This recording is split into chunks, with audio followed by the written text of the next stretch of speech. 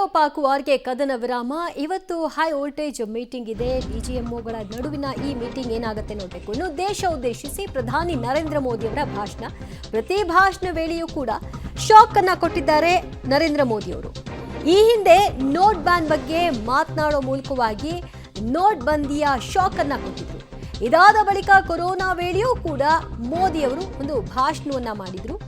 ಈಗ ಮತ್ತೊಮ್ಮೆ ದೇಶವನ್ನ ಉದ್ದೇಶಿಸಿ ನರೇಂದ್ರ ಮೋದಿ ಅವರ ಭಾಷಣ. ಸೊ ಈಗ ಏನ್ ಮಾಡ್ತಾರೆ? ಕಿರಿಕ್ ಪಾಕಿಸ್ತಾನಕ್ಕೆ ಶಾಕ್ ಕೊಡ್ತಾರಾ? ಏನ್ ಮಾಡಬಹುದು ಅನ್ನೋ ಸಹಜ ಕುತೂಹಲ ದೇಶವಾಸಿಗಳದ್ದು. ದೇಶ ಬಯಸ್ತಾ ಇದ್ದದ್ದು ಬೇರೆ, ಆದ್ರೆ ತೀರ್ಮಾನಗಳು ಬೇರೆ ಆಗಿದೆ. ಅದು ಏನಕ್ಕೆ, ಏನು ಎತ್ತ, ಅದೆಲ್ಲದರ ಬಗ್ಗೆ ಮಾತನಾಡುವ ಸಾಧ್ಯತೆ. ಇನ್ನಷ್ಟು ಅಪ್ಡೇಟ್ಸ್ ಕೊಡ್ತಾರೆ ನಮ್ಮ ಪ್ರತಿನಿಧಿ ಪ್ರಕಾಶ.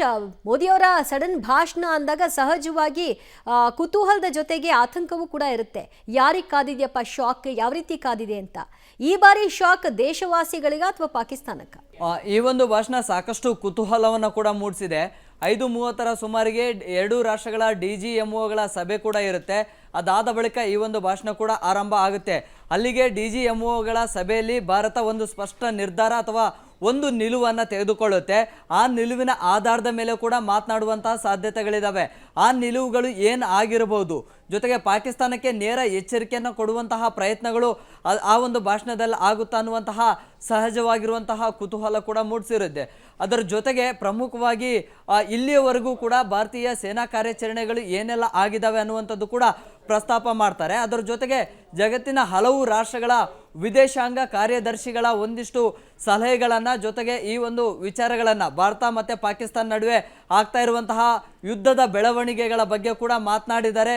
ಜೊತೆಗೆ ಒಂದಿಷ್ಟು ರಾಜತಾಂತ್ರಿಕ ವಿಚಾರಗಳ ಬಗ್ಗೆ ಕೂಡ ಮುಕ್ತವಾಗಿ ಮಾತನಾಡಿದ್ದಾರೆ.